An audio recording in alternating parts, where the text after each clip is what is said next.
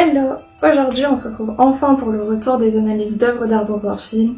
Évidemment on est Halloween, donc j'ai essayé de prendre un film un peu en lien avec ce thème-là, donc avec des sorciers, etc. De toute façon tu l'as déjà vu dans le titre, j'ai pas besoin de te faire attendre plus que ça, puisque tu sais très bien qu'on va parler de 2 films de la saga Harry Potter, qui en fait continuent la série que j'avais commencé sur les œuvres d'art dans Harry Potter.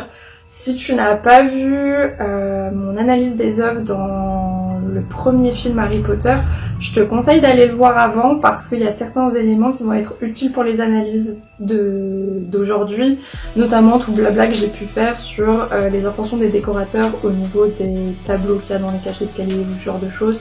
Donc je te conseille vraiment d'aller voir cette vidéo avant d'aller voir celle-là, parce que je vais pas forcément répéter certaines choses, et puis il y aura des œuvres qui sont aussi présentes dans ces 2 films, qui sont déjà présentes dans le film 1, donc je vais pas revenir dessus puisque j'en ai déjà parlé là-bas. Évidemment, comme aujourd'hui je te parle de 2 films, sous les extraits que je te montre où les œuvres sont présentes, je te mettrai dans lequel des 2 cette œuvre est présente, pour pas trop te perdre. Et évidemment c'est une vidéo qui risque de contenir des spoils, donc je pense que tu les as vus, mais si tu les as pas vus et que tu veux pas être spoilé sur les Harry Potter, peut-être passe ton chemin. En tout cas, si t'avais déjà vu l'ancienne vidéo, on va continuer cette analyse et on va voir ça tout de suite.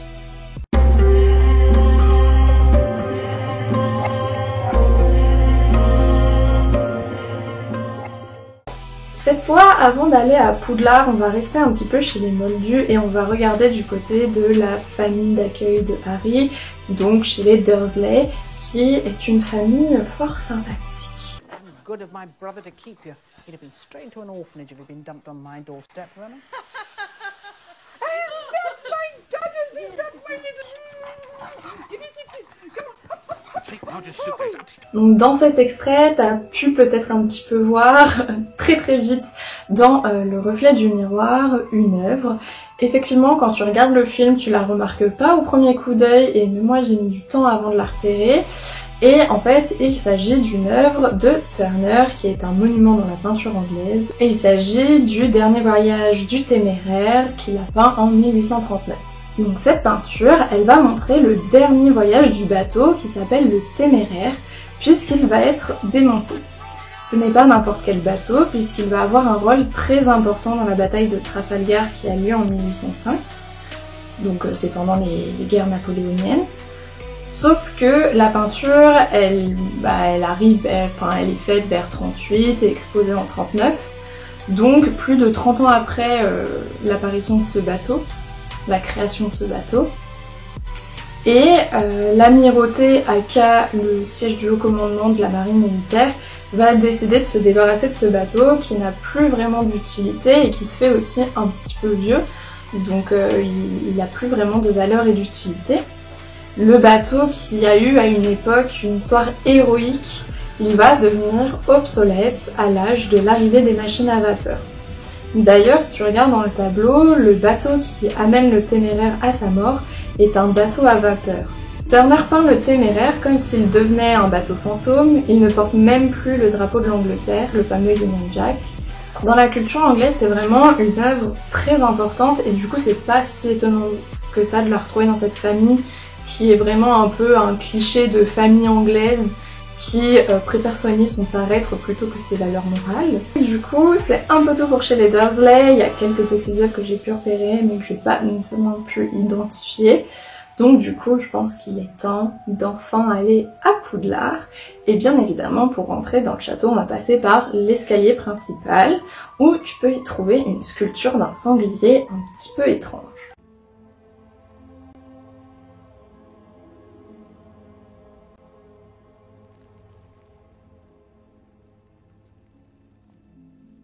Excuse me, could you tell me what's going on here? Pour cette œuvre, il s'agit de Fontana del Porcellino ou Il Porcellino de Pietro Tasca qu'il a réalisé vers 1633. Donc tu la vois 2 fois cette œuvre, tu la vois quand Harry et Ron rentrent du fameux épisode avec le sol cogneur, mais aussi quand Dumbledore parle à Jedusor. Le nom de l'œuvre se traduit par le porcelain en français, mais c'est son nom local qui est donné par les Florentins, puisque c'est une œuvre qui est à la base florentine. Et en réalité, il s'agit surtout d'un sanglier adulte. En fait, c'est une façon ironique d'appeler cette sculpture par les locaux. C'est une fontaine que tu peux encore retrouver aujourd'hui à la Loggia del Mercato Nuovo à Florence, en espérant que je prononce bien. Mais il y a de nombreuses copies qui existent à travers le monde. Et donc Taka, il va réaliser son bronze en se basant sur une copie italienne en marbre qui a copié une sculpture hellénistique, donc de la Grèce antique. Comme je te l'avais déjà expliqué sur la chaîne, à travers d'autres exemples, je t'avais déjà dit que les sculptures de la Grèce antique, il y en a peu qui sont arrivées jusqu'à nous aujourd'hui, et c'est vraiment avec les copies romaines qu'on va les connaître. Donc voilà, Taka s'est basé sur une copie romaine. L'origine, du coup, ce bronze, il est installé à la Loggia en 1640 pour approvisionner en eau les marchands qui commerçaient sous la loge. Aujourd'hui, il existe une copie à la Loggia, tandis que le bronze de Taka, il est conservé au musée Bardini.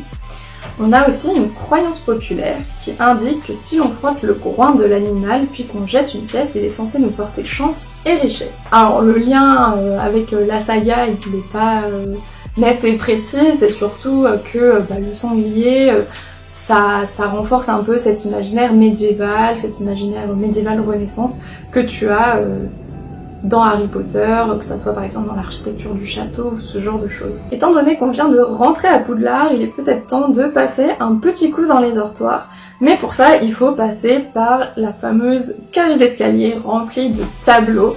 Honeychuk Sweet Shop is brilliant, but nothing beats Zongo's Joke Shop. You never did get a chance to go to the Shrieking Shack though. You heard that it's the most haunted building in Britain. Yeah, I know. What's going on? Probably Neville's forgotten the password again. Hey! Oh! Where? Let me through, please. Excuse me, I'm head boy. Get back, all of you. No one is to enter this dormitory until it has been fully searched. The fat lady, she's gone. Serves her right. She was a terrible singer. It's not funny, Ron. Keep calm, everyone. Ravenclaw, back to your common.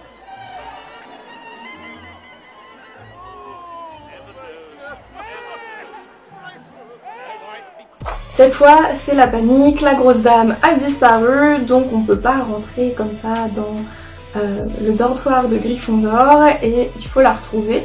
Mais pendant qu'on la cherche, il y a pas mal de tableaux qui sont en panique et pas mal de tableaux qui viennent de l'histoire de l'art. Tout d'abord, tu as Les hasards heureux de l'escarpolette de Fragonard qu'il a réalisé en 1767. Ici, tu vas retrouver cette œuvre revisitée à la sauce macabre. Certains éléments ne sont plus présents dans cette version. Je vais pas forcément développer plus que ça cette œuvre parce que j'en ai déjà parlé sur la chaîne et que je n'ai pas nécessairement envie de me répéter et ça permettra aussi à ce que la vidéo ne soit pas trop longue. Donc dans le petit, tu pourras trouver l'analyse de Fragonard. Mais en tout cas, ici, voilà, elle est revisitée à la sauce macabre, à la sauce sorcier pour correspondre à l'univers d'Harry Potter. Ensuite, tu vas retrouver une leçon d'ostéologie qui de son titre complet est la leçon d'ostéologie du docteur Sebastian Egbert, je ne sais pas comment ça se prononce, donc Google va le prononcer à ma place. Sebastian Egberts. D'un peintre, donc Nicolae, pareil, son nom, Google va le prononcer à ma place parce que je ne parle pas néerlandais. Nicolaas Eliasson Pickenoy. Et en tout cas, cette œuvre a été réalisée en 1619. Donc qu'est-ce qu'elle va représenter? On y voit en fait des membres de la guilde des chirurgiens. Donc à l'époque, en fait, tu as des guildes un petit peu pour tout. Tu as la guilde des cordonniers, la guilde des bouchers, la guilde des peintres, etc., etc. Donc ici, on est avec la guilde des chirurgiens. Tu as deux des élèves qui sont déconcentrés par notre présence, puisque nous, on fixe et on regarde le tableau. Eux, ils sont déconcentrés par notre présence et ils nous fixent. L'homme au chapeau est le fameux docteur qui fait son cours d'ostéologie à l'aide d'un squelette. C'est probable que ce squelette soit peint d'après un vrai squelette que le médecin avait disséqué en 1615. Il s'agit d'un corps d'un pirate anglais exécuté. Le squelette peut peut-être aussi être un memento mori, c'est-à-dire un élément qui rappelle la finitude de la vie humaine. En gros, qu'on va tous mourir un jour. L'identification du peintre de l'œuvre, elle a été assez compliquée puisqu'il n'y avait pas de signature. Et les chercheurs avaient d'abord pensé à Thomas de Kaiser, mais il était encore un petit peu trop jeune pour avoir ce style et produire une œuvre comme celle-ci. Et c'est alors que les chercheurs vont se ranger du côté de ce fameux artiste qui s'inscrit dans ce style, qui était suffisamment âgé et qui était connu pour rarement signer les œuvres qu'il créait. Au niveau de la saga, cette œuvre, elle n'a pas une importance particulière au niveau de la narration, mais c'est vrai que avoir un squelette dans un château rempli de sorciers, ça fait quand même sens. Et du coup, voilà, ça correspond un peu à l'univers de la sorcellerie, des sorciers, etc. Maintenant qu'on est enfin installé, on va pouvoir commencer nos premiers cours à Poudlard. Mais avant ça, on va devoir passer par certains couloirs qui eux aussi comportent beaucoup de tableaux.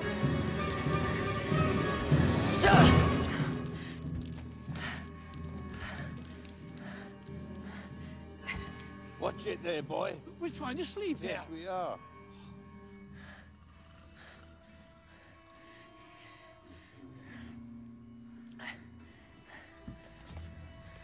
Mismanaged. Knox. Turn out your pockets. Turn out your pockets. What's this? Spare bit of parchment. Really? Open it.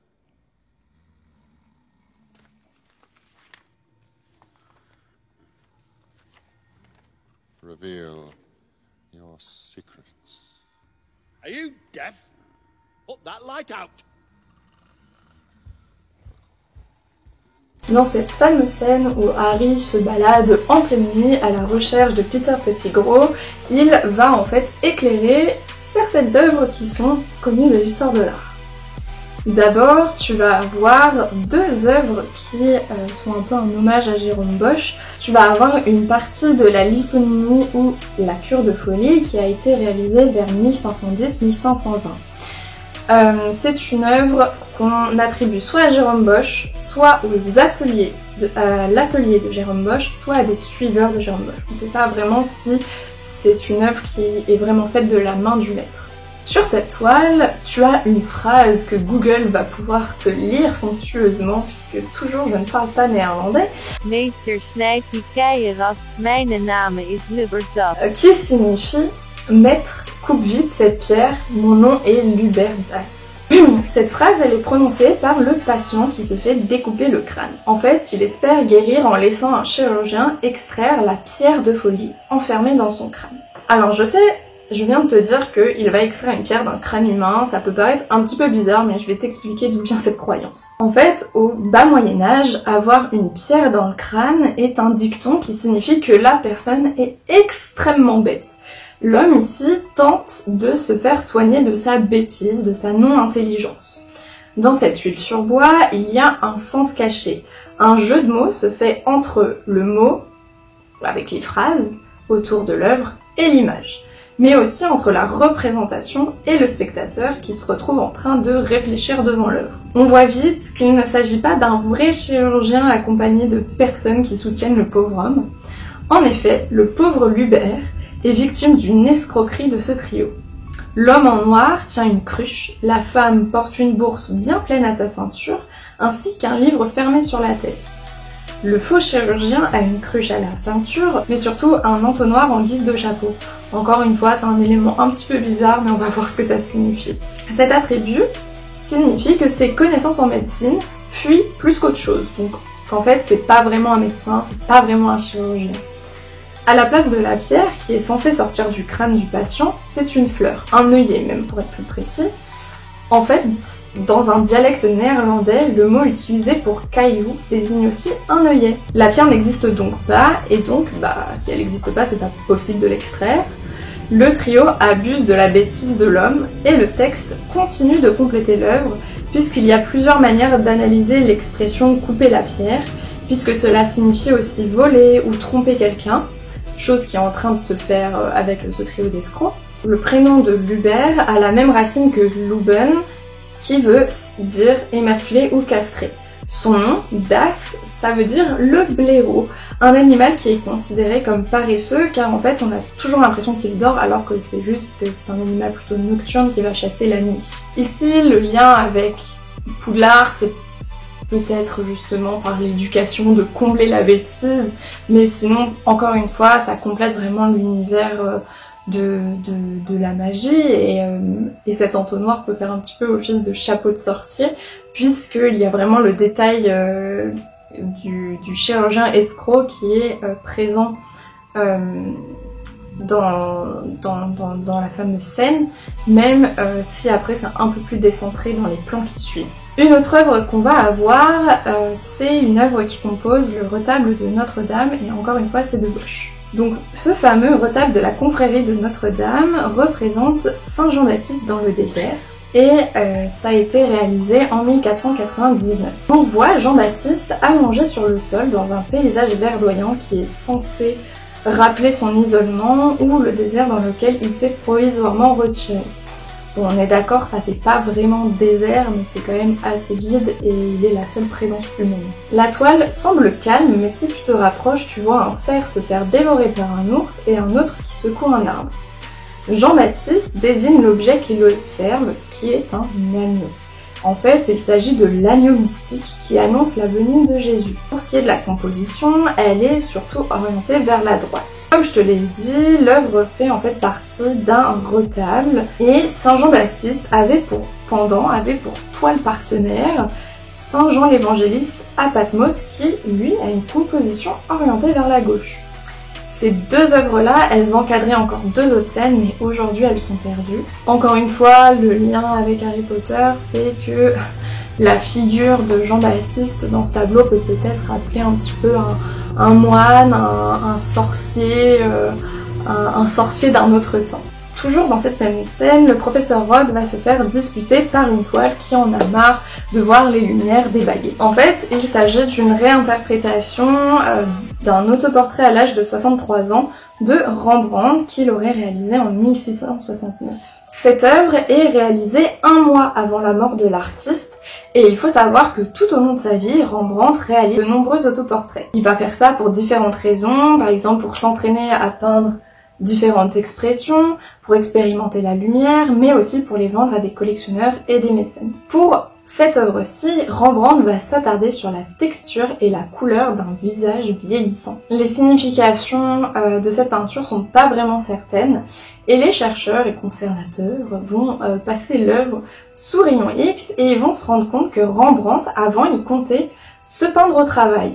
Par exemple, je te mets un exemple d'autoportrait où il est au travail. Enfin, c'est pas forcément ce que les chercheurs ont vu au rayon X. Mais finalement, du coup, c'est pas cette œuvre-là qu'on a à la fin, et il décide de changer d'avis finalement, sûrement pour que le spectateur ne soit pas distrait par d'autres détails, et qu'il se concentre vraiment sur les détails du visage et sur le travail que Rembrandt a effectué sur la peau. Comme je te l'ai dit, il se concentre avant tout sur le visage et tu peux voir ça puisque au niveau du vêtement qu'il porte, il y a un peu moins de détails, c'est un petit peu plus flou et indistinct.